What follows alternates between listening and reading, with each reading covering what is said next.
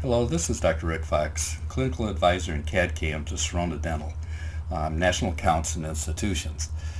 I would like to present in this video what's new with the 4.4 software introduced by Sirona. Just a real quick introduction to the surface of the machine. Your on-off button is the yellow button here, and that's how you're going to turn the monitor on and off. Your camera is located along the side. This is the lock. Make sure whenever you take it off that you lock it or unlock it.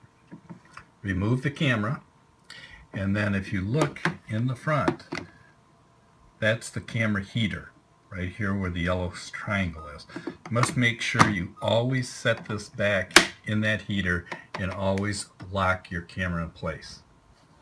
The other thing that's slightly different, you can see that you have a standard keyboard, and then below the keyboard you have the mouse. This is what's going to run the mouse. And then you have a left click button, a center click button, and a right click button. The left click button, if you left click and hold and roll the ball, what you'll normally do is this will rotate your model. If you center click and hold and roll the ball straight up and down, this will blow your model either larger or smaller. And if you right click and hold and then roll the ball, you'll be able to move the model. And I'll demonstrate this in a little while.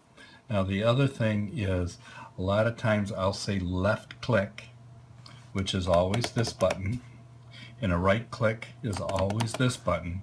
And if I say double clicks are always left. And I sometimes will forget to say that, so I'm just giving you a little warning to start off. Before we get started, I want to show one other thing that I like to do. Because your desktop can get quite cluttered, I will normally go over and grab the icon. As you can see, here's the CEREC Software 4.4 icon. And then I will place it someplace in the center of my screen so I can always find it very quickly. I'm going to double left click on it. This will start it. And if you look right below the 4, and it says CEREC application is loading, it tells the version number. And this may become something important as we go along and they start increasing the versions. As you can see, the start screen is very similar to what we've had in the past. There's 3 steps we can do. We can either search for a patient, show all patients, or add new patients. Searching for a patient in the database, if you search the patient database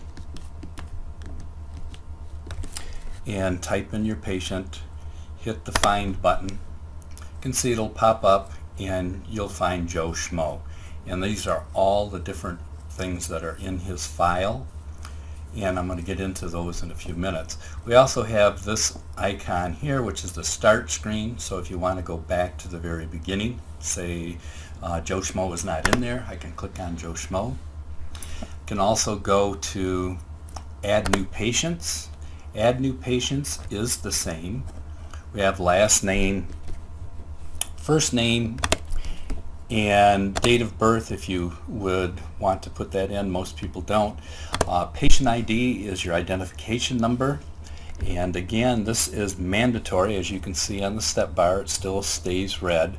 So once we put a number in, now this was in the past is the dentist, and I would suggest that you put the dentist in if you're in a multi-dentist practice.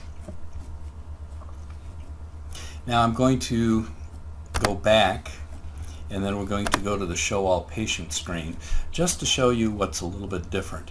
You can see we now have a dentist file, and I can make this larger or smaller depending on the dentist that we enter. And you can see that we have lots of different dentists. You can put in whatever's needed. And then under each dentist, if you click on their name, you're going to see all the patients that they've done. So this will work out in large clinics, especially in the military, so you'll know which dentist did what. Now you can go in and again add a patient from here. You can also add a new case, and you can add media. We'll get to that at a later date. Adding media is going to be taking pictures or videos. I can edit the patient if I want to change a name, or I can trash it. Now if I hit the trash button here, it's going to delete the patient and all of the restorations that it has on it. If we go to the side with the case, I can go in and look at open case. Again, I can rename the case. Let's say I wanted to rename this molar. We can do that, and then I can hit the save button, and now it's going to be saved under that name. If we export the case, I can click export case, and it will be exported now as a zip file. And the reason for that is to make sure that you get all the information. So I'm going to cancel that. And if you hit delete case, it's going to do just that. It's going to delete the case. And I think what I'm going to do is, let's go, and I want to show you just a couple other things. If I go into and go to this patient, what I'd like to show you, we also have other things that can be done. I have a video. If I click on video, we can play what the video is. It's an AVI file, and what size it is. So it's going to tell me that that is available.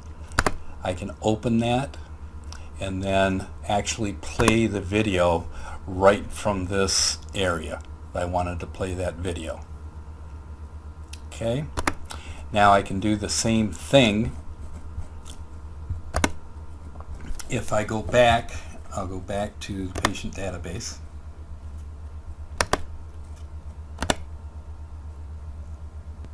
So I can go back to the patient database. We can also have in here, if we have pictures, I'm not sure which one may have photographs, but you'll see that it'll have JPEG files, and you can do the same thing. You can open the JPEG files right from this screen.